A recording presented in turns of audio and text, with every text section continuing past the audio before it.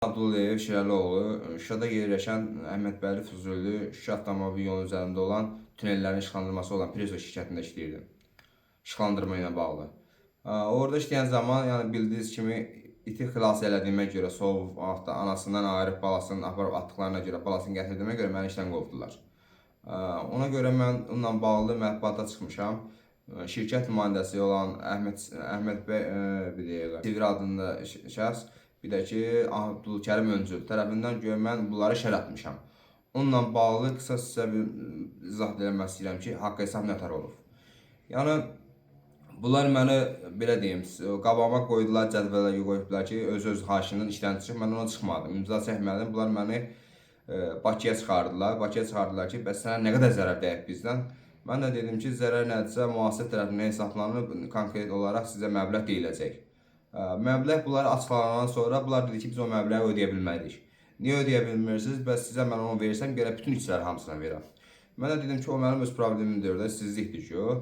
Mən lazım olan orqanlara, lazım olan yerə şikayətimi bildirəcəm.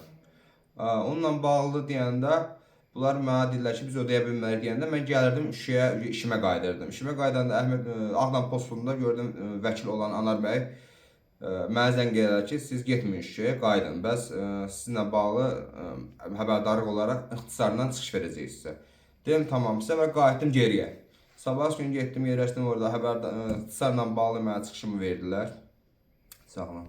Bununla bağlı da rəsmi qurumlara mən şikayət elədim. Yəni Əmək Vəzirliyinə şikayət eləmişəm, Vergi Nazirliyinə şikayət eləmişəm elə. Yəni 15 gündür müddətində də Əmək Vəzirliyindən heç bir cavab görməmişəm.